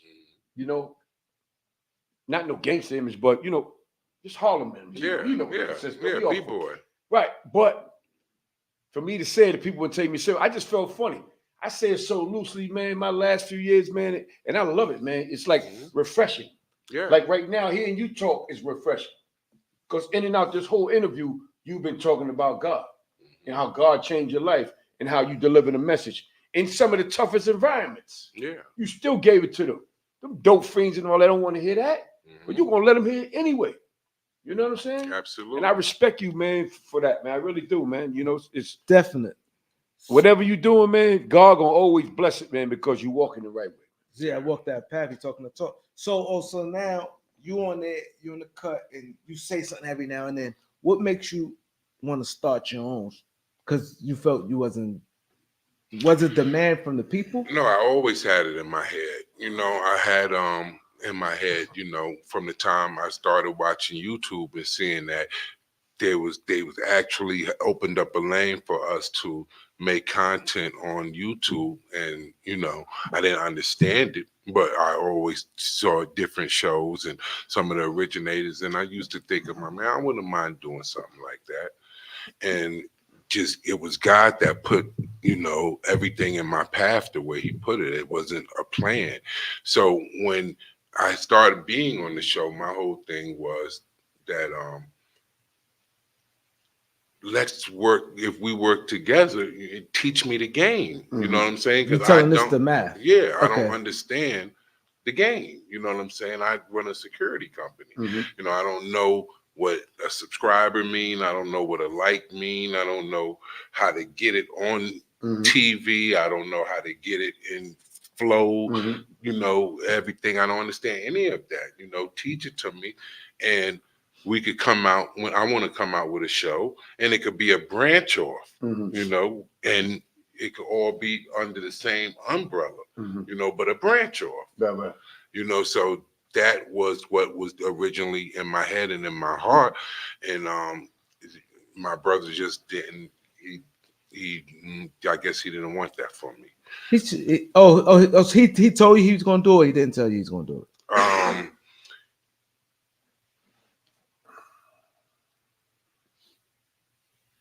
Sometimes you tell somebody something not in so many words. Okay. Now I could go to the time where he said he was going to help and he was going to do it, but he never did. He never made an effort. And again, never. If I'm with you every day and we brothers and I'm with you, that's Every like, day, you know, coke on the block, and I won't tell you where to connect at. I won't tell you how to cook it up. I won't tell you how to do nothing. That's obviously mean I'm trying to keep you at a certain level. At a certain level. So that's how it went. It never explained anything. How often you was coming to him like about the show? Regular or once every blue? Oh, he knew that was in my heart. He knew that was something that was inside of my heart. You know, because you felt that on my show, on your show, you want to get the message. I have now a you different seeing all voice. after now you sitting back like, hold up, people, I got a lane. I want a different voice. Now, and he was like, didn't he just didn't assist. And y'all got a big bag because the show just start taking off. He got damn near 1 million subscribers, and I didn't know anything about that. Yeah, because I didn't know that, I didn't know he became a millionaire. You know what I'm saying? Which that's his personal thing. I didn't want his money. You know what I'm saying? My whole thing is if we down together, if you teach me how to cook this product, so that's all I need. You know what I'm saying? So how you feel about that? I mean, at this point, again, It affect the relationship, is what I'm saying. Oh yeah, definitely. It definitely affected our relationship. We fell out. When I went on Bag Fuel, I didn't feel I said anything wrong on Bag Fuel. I went on there and I told the truth. You know what I'm saying? That I never was paid by him. You know what I'm saying? And that whatever that was, he immediately got offended and he tried to go on social media and drag me and and do stuff that real men wasn't supposed to do. So you didn't drag him on no, back. I never did that, but he took it as like shots to his head and he went on there and he did on Vlad. He did do too much on there and just he put our situation in an irreparable situation. Do I forgive him? I forgive him and I love him to forever because I'm meant to love everyone. But I can't forget. And what you did was, he even put my wedding on social media. You know what I'm saying? Exactly. For what? That's personal. You know what I'm saying? You don't see my wedding on social media, my social media. He put on for what? Because he was there and he spoke at my wedding. So he played the part where he spoke at my wedding, but that... that's digging what you doing that? You put my whole what you family doing? You know what I'm saying? You don't do that. You know what I'm saying? And then he go trying to show text messages, that personal text messages I'm texting him and stuff like that. That made me, we come from a deep.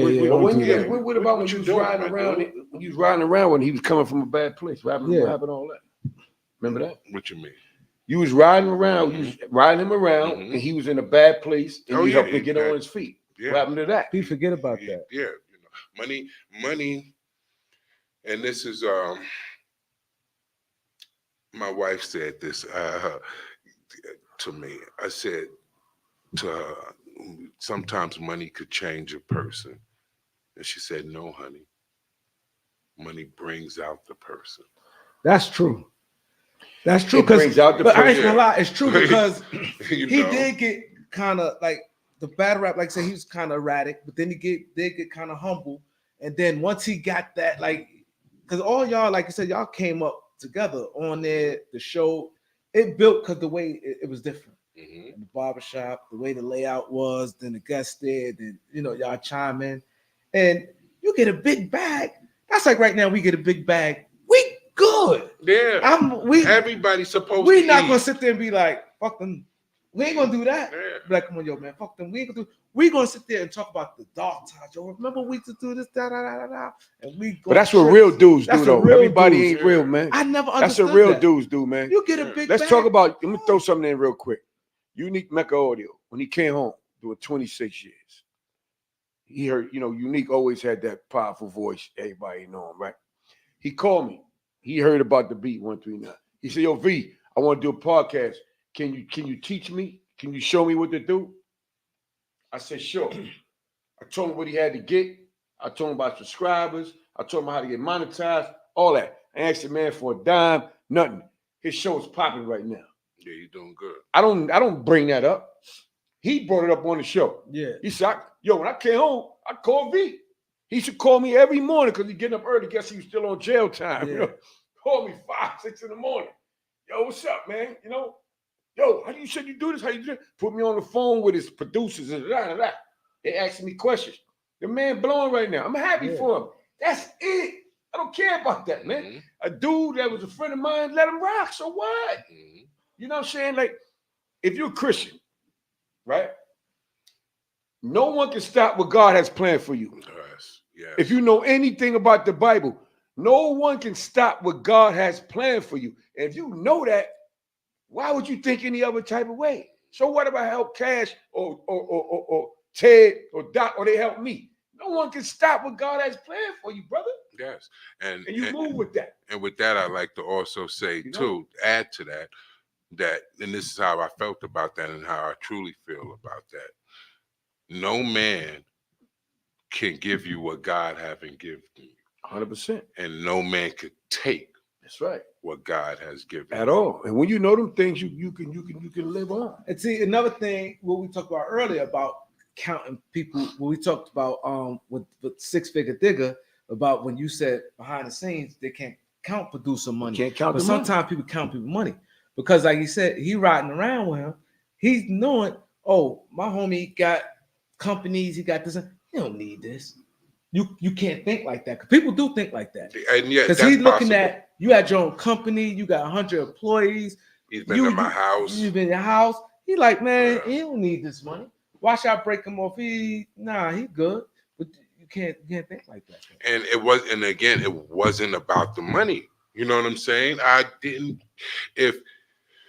If right now I would still been loyal if he would have helped me set up what I needed to set up, how I have it now. Why I gotta get from other people telling me what's going on? Why the people that, like, we here, and I don't know what's going on, but when I get up, these brothers over here, oh, Bigga, this is what's going on. You know what I'm saying? Cool. This is how this works. Or this is how this works. Yeah. They didn't teach me. Yeah. You know what I'm saying? And my whole thing was, you do that. I don't want math money. I want bigger money. You know what I'm saying? Mm-hmm. You teach me, and I'll be able to do my thing, which I would have still been on the show same way. And all I would have wanted is at the beginning of the show, let's promote my show. Yeah. And at the end of the show, let's promote my show, something like that. Yeah. And as far as I'm thinking, that 1 million followers, you know what I'm saying, that we built up together, you know what I'm saying? Let whatever my thing gonna do what it do. Right. That's called betrayal, right? At its finest, right? That's how I'm saying. Now, if you're not gonna do that now, if you're not gonna do that, if you have in your head, no, I ain't gonna do that, I ain't gonna want you. Yeah, then it's a problem. If you shouldn't be getting $300,000-$400,000 a month, and your right hand man, right? You know what I'm saying? Who's willing to give his life for you? Yeah, right. You know what I'm saying? I'm in the street. I'm willing to jump in front of this dude. I'm willing to go out damn near banging style to keep him protected. But that's how I am, and that's who I am. Nothing. You know what I'm saying? That's you got crazy. Either or. You can't do both. Nah, you know what I'm saying? If you ain't going to give me the game. The game give me something. Yeah. Then I need to get broke off. I get what you're saying. Yeah, you ain't going to teach me about my own show. So the guy Space Ghost, I hear you speak highly of Space Ghost. Yeah, I like he's your cameraman, right? Yeah. He's the cameraman, the editor, I guess you could say the producer.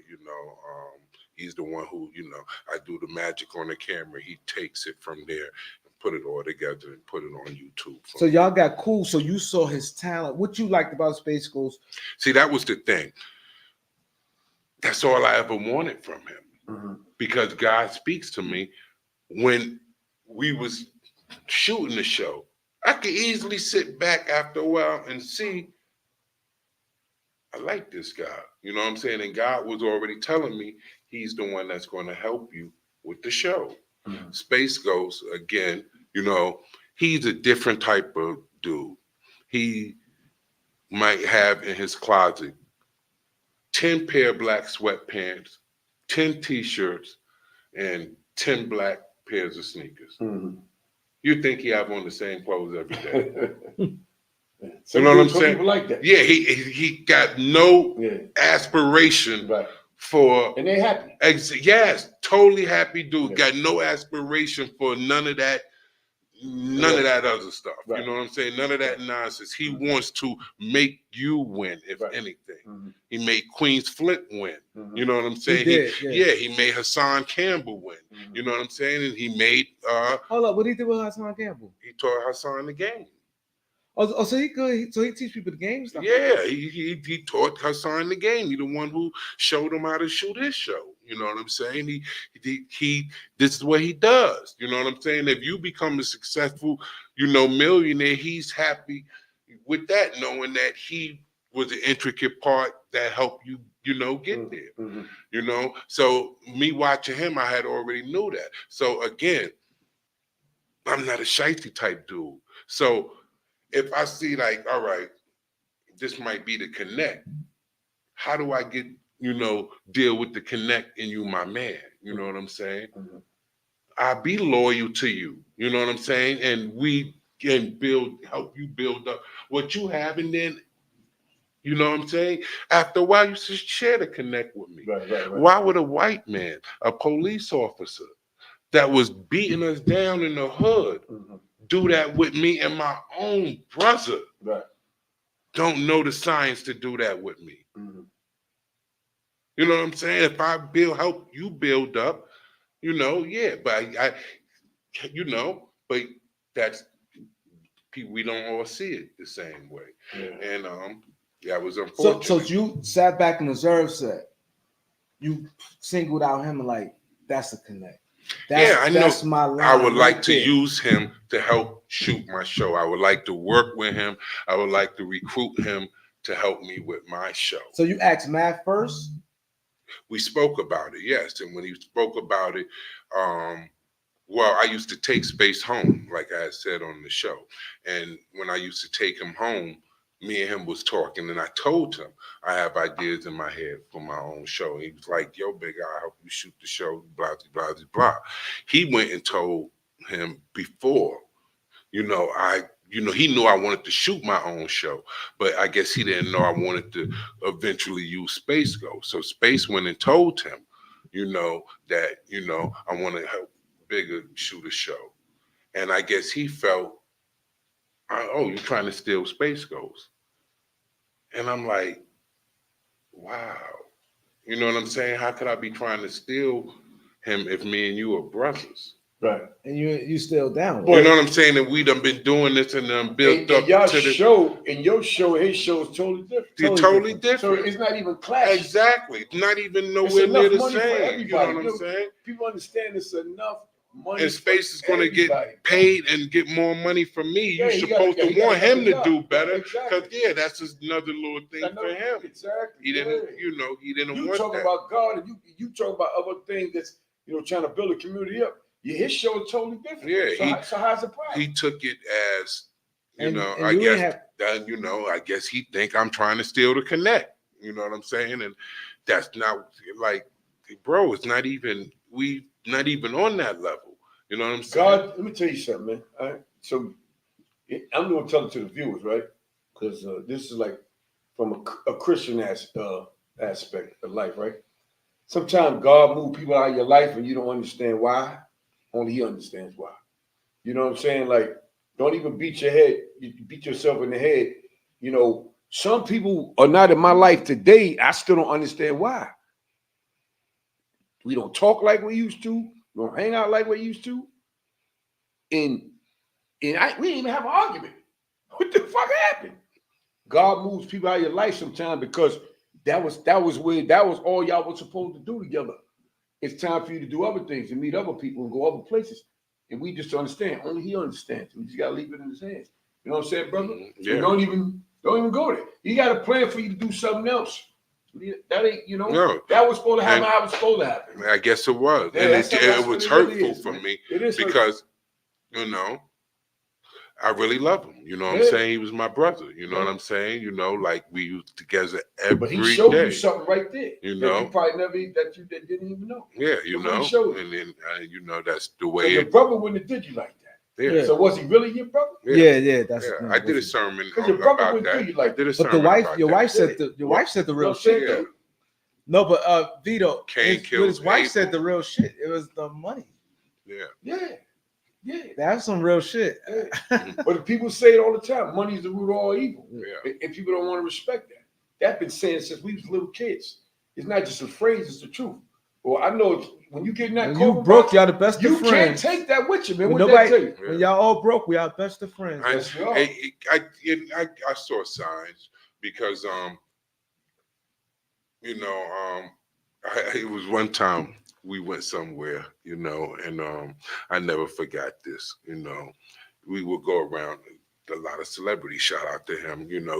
We would go places where celebrities were, and we went somewhere one day.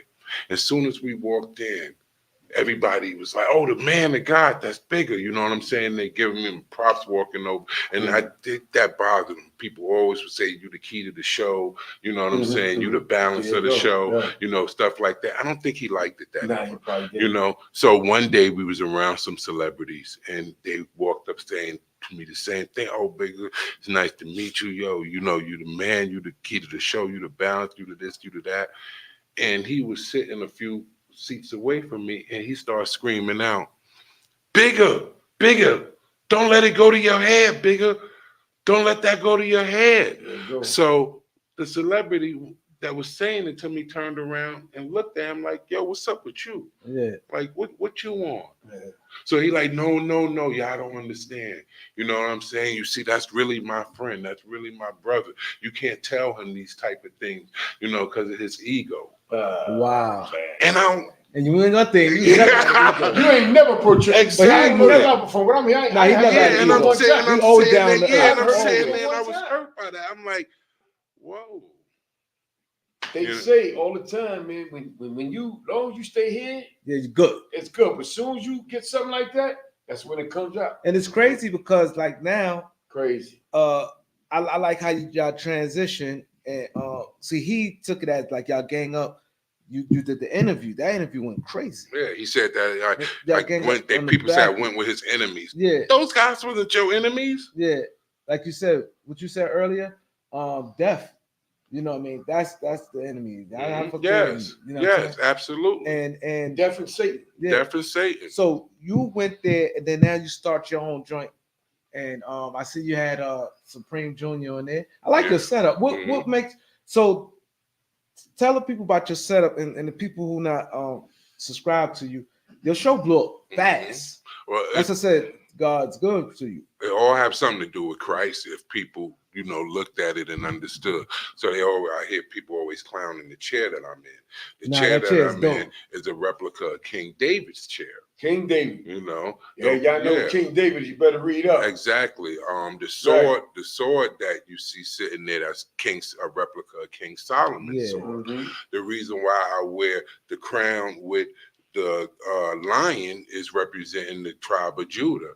And also God says, for those who are able to overcome, I will make them kings and priests. Right. So people always say, oh, he's sitting there like a king.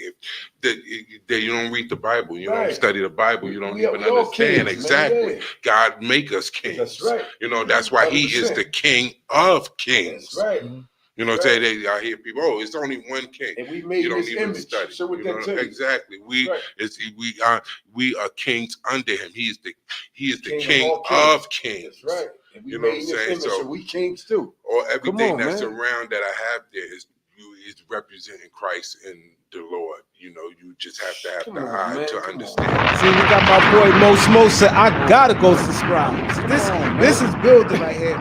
Shout out to my boy Mo from Chicago in the King building. David, man. But, yeah, so like your setup is nice. So because I'm trying to get people to go check you out. So you sit in there, explain to people how, you know, what your show is about and things like that. Always about positivity. It's always about enlightenment. You know, it's always about God, and almost like what you said, you guys said about instead of giving the internet negativity, I try to bring on people that are in the light and the positivity. Mhm. You know, like one of the things I know that could have a problem when it's so sad because I bought the captain of Rikers Island because he's one of my partners, one of my closest friends. Mhm. And people is not even getting that many views. You know what I'm saying? Not one. The captain of Rikers Island. Yeah. I bought one of the top black detectives. You know what I'm saying? But these people explaining to you, they from the hood. From the hood, yeah. You know what I'm saying? And how they became in their position. And that the whole trying to bridge the gap, because at some point, we all wanted to be cops when we was little kids. Something Cops happened. and robbers. Exactly. Something happened where a shift changed and we became, you know, different and looked at them as bad guys. So I like to bring in their perspective so they could tell you how they really Whether see, you want to 'cause they believe got it or no not, voice. it's facts. Whether you want to believe it or not, what he's saying is facts. Because I remember the first time I got arrested, you know, for something I didn't do, but I took the weight for it. I ain't no telling around here. When I woke up coming out the cell, it was a nigga I was in 3rd grade with. And nigga said, Vernon, that's you? I felt embarrassed, man, because me and him grew up good kids. And he was like, damn, man. And he wasn't a regular cop, he was a head detective. Yeah, He's like, damn, man. He's like, nah, man. Me and you know what I'm saying? So it's like, you know, and he's from the hood too. Yeah, But from the hood. he chose that as a career. Yeah. You can't get mad at that man because look where you at. I shouldn't have been in any fucking way. Mhm. And look what he's doing with his life. I was like, I felt embarrassed. Like, oh shit, man. Yeah, yo, I'm gonna see if I can help him do what I can for you, man. But yo, I'm gonna get you through the system. But damn, man, he fucked up when he seen me, man. Yeah, and the thing, you know what I'm saying? And then the thing is, like you said, we spoke on the phone. Like you said, see, the thing is, you touch it because that's your house. Mhm. Everybody ain't trying. You ain't trying to have everybody there, so you're not trying to do that like far as every guest and stuff coming to your house. So you had Supreme Junior on it. Yeah. How that come about, and that was like a different type of interview. So he different Supreme team?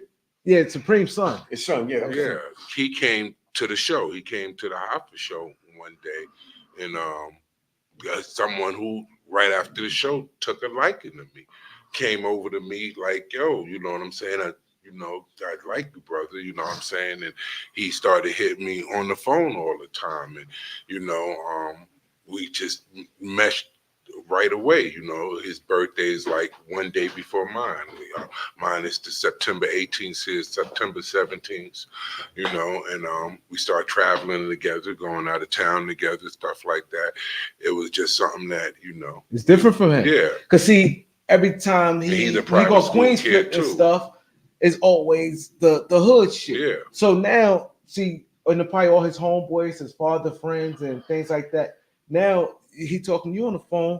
You giving him a whole different spill. I did. That's so what he like, felt. damn. Yeah. Like what Vito said, you hitting him. So now this guy young, and what we see, what I see, I don't know. I saw him in person a couple of times, but what we see like a little guy that, you know what I'm saying, how he act, whatever. But now he's like calling you, yo, big, what up, this man?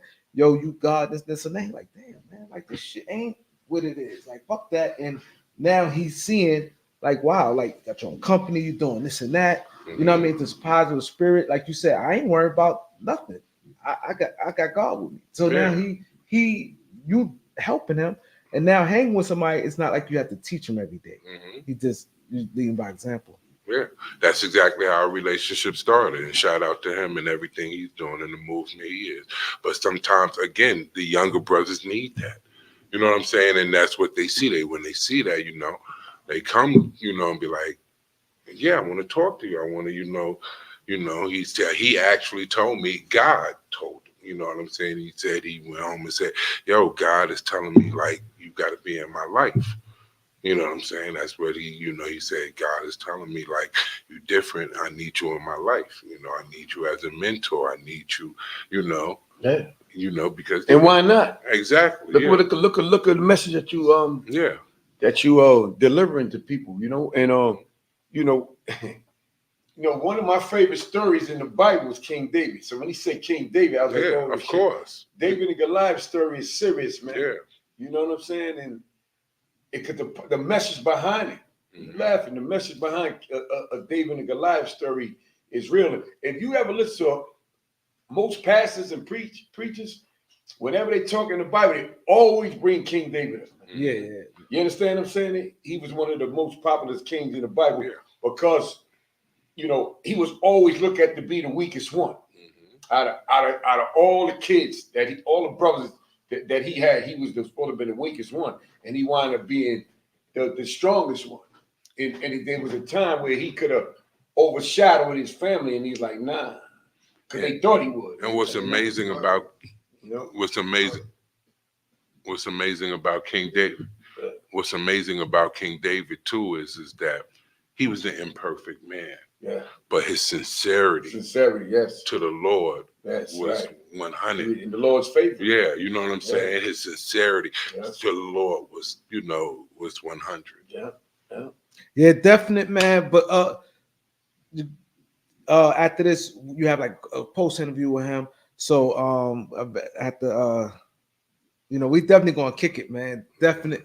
So can you tell people about your channel and they go help subscribe to you? The Bigga picture is Bigga. You could just tune into that, the Bigga picture, put it in, and it comes right up. The Throne Room is the show that is coming out of the Bigga picture, and that it's a lot of different things come from the Bigga picture. I have the street interviews where I have Diamond D. Shout out to Diamond D. She's actually going out into every hood and talking to people in the hood, getting their perspective on different things, and that is doing really great right now. I have the pool pit, and then I have the interviews that I have with celebrities and guests that are, to my liking, that I feel that sit on the seat of the esteem. We call it the seat of the esteem. I wouldn't get just anybody. But that's good, because that's like us. That's what we do. The Beat 139. We have the Beat 139.